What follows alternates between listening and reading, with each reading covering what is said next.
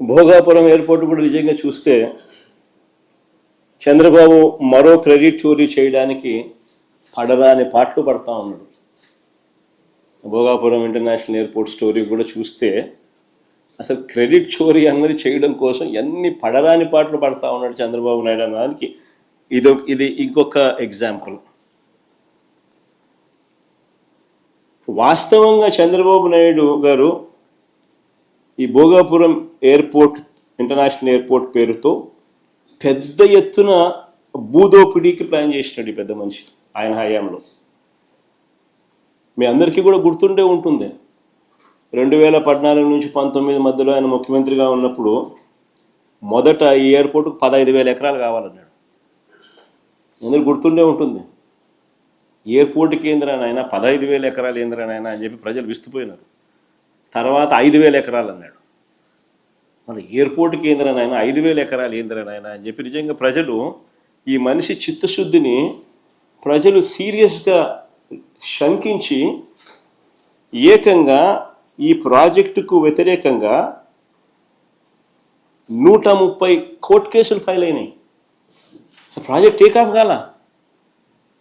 తర్వాత మేము అధికారంలోకి వచ్చిన తర్వాత ప్రాజెక్టు సైజును 2,200 ఎకరాలు ఎయిర్పోర్టుకు, ఇంకొక 500 ఎకరాలు ఏరో సిటీకి, మొత్తం 2,703 ఎకరాలకు కుదించి what is reasonable, what is the size. నెట్లోకి వెళ్ళి ఆల్ ది ఇంటర్నేషనల్ ఎయిర్పోర్ట్స్ ఏ సైజుల్లో ఉన్నాయని ఒకసారి బటన్ నొక్కినారనుకో 2,700 ఎకరాలు అనేది బ్రహ్మాండమైన సైజు కింద కనిపిస్తుంది. ఒక చంద్రబాబు నాయుడు స్కాములు చేసే కార్యక్రమం తప్ప. మేము ఏరో సిటీకి ఒక 500 ఎకరాలు, 2,200 ఎకరాలు ఎయిర్పోర్టుకు కుదించి అడుగులు వేగంగా ముందుకు వేయగలిగాం. ప్రతి రైతుకు కాన్ఫిడెన్స్ ఇవ్వగలిగినాం. మొత్తం 130 కేసులు కోర్టులో ఉన్నటి సాల్వ్ చేయగలిగినాం. సాల్వ్ చేసి భూసేకరణ పూర్తి చేసి 3 గ్రామాలలో సుమారు 400 కుటుంబాలను తరలించి దాదాపుగా 960 కోట్ల రూపాయలు ఖర్చు చేసి ల్యాండ్ అక్విజిషన్ పూర్తి చేసినాం. 960 కోట్ల రూపాయలు ఖర్చు చేసినాం. టైం పెట్టినాం, ఎనర్జీ పెట్టినాం, కోర్టు కేసులు సాల్వ్ చేసినాం. 3 గ్రామాలలో 400 కుటుంబాలను తరలించి వాళ్ళకి కాలనీ కట్టినాం. ల్యాండ్ అక్విజిషన్ మా హయాంలో జరిగింది. ఇది చేయడమే కాదు, ఈ పనులు చేపట్టడానికి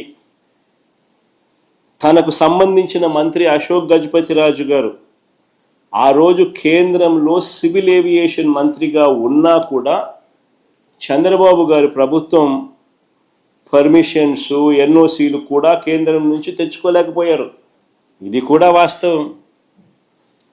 విశాఖపట్నంలో డిఫెన్స్ ఎస్టాబ్లిష్మెంట్స్ చాలా ఉన్నాయి. విశాఖపట్నంలో డిఫెన్స్ ఎస్టాబ్లిష్మెంట్స్ అన్నీ చాలా ఉన్నాయి. ఎయిర్పోర్ట్ కనుక కావాలి అని అంటే, కట్టాలి అని అంటే వారి పర్మిషన్స్ అన్నీ కూడా తప్పనిసరి. మనం వచ్చిన తర్వాతనే ఈ పర్మిషన్స్ కోసం కేంద్ర ప్రభుత్వం మీద ఒత్తిడి తీసుకొచ్చి వెంట పడడం జరిగింది. ప్రధాని గారిని నేనే స్వయంగా కలిసి లేఖలు ఇవ్వడమే కాకుండా రిక్వెస్ట్ కూడా పలుమార్లు చేయాల్సి వచ్చింది. మేము వచ్చిన తర్వాతనే ఎన్ఓసితో పాటు, కేంద్రం నుంచి ఎన్ఓసితో పాటు airports authority of India approval, BCAS approval అంటే bureau of civil aviation security approval, ministry of defence approval, ministry of civil aviation approval, environmental clearance, NOC for closure of existing airport INS Dega, NOC from central government, financial closure of all participating banks. ఇవన్నీ కూడా మా హయాంలో జరిగాయి. వైఎస్ఆర్సీపీ ప్రభుత్వం అధికారంలో ఉన్నప్పుడు జరిగాయి. రోడ్లు, నీళ్లు, కరెంటుకు అవసరమైన రాష్ట్ర ప్రభుత్వ అదనపు నిధులు కూడా మా ప్రభుత్వం వచ్చాకే ఇచ్చాం. అవి కూడా మా ప్రభుత్వం వచ్చాకే ఇచ్చాం. చివరికి కోవిడ్ లాంటి కష్టాలు ఎన్నున్నా కూడా అన్నీ దాటుకుని ఫోకస్ పెట్టాం కాబట్టి ఈ ప్రాజెక్టు 2023 మే 3వ తారీఖున ముఖ్యమంత్రి హోదాలో నేను శంకుస్థాపన చేశాను. ఆ రోజు మీటింగ్లో చెప్పిన 2026లో మొదటి ఫ్లైట్ ఇక్కడ నుంచి టేక్ ఆఫ్ అవుతుంది అని చెప్పి.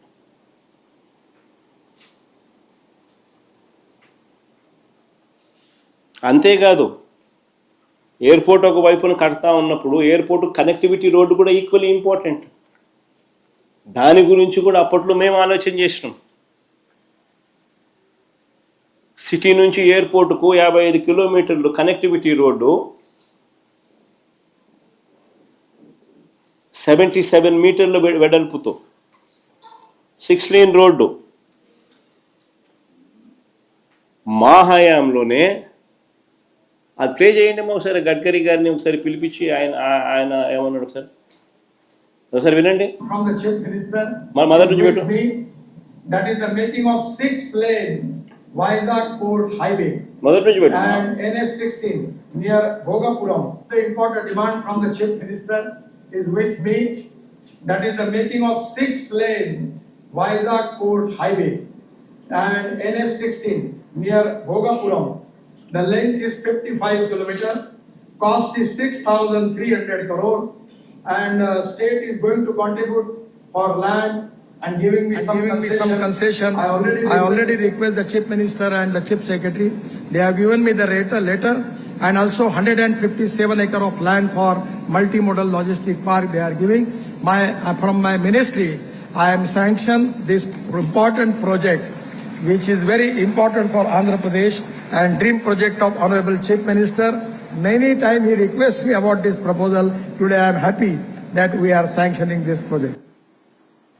కనెక్టివిటీ రోడ్డు కూడా కేంద్ర మంత్రి గారిని పిలిపించి ఆయనతో శాంక్షన్ చేయించి ఆ ప్రాజెక్టును కూడా ఆయనే ముఖ్యమంత్రి గారి డ్రీమ్ ప్రాజెక్ట్ అని చెబుతూ అనౌన్స్మెంట్ చేసిన దాఖలాలు. ఆశ్చర్యం ఏందనంటే క్రెడిట్ తీసుకోవాలని ఇంత తాపత్రయపడతా ఉన్న వీళ్ళు అసలు ఆ ప్రాజెక్టులో ఆ రోడ్డు దాని తర్వాత అడుగులు ముందుకేలా.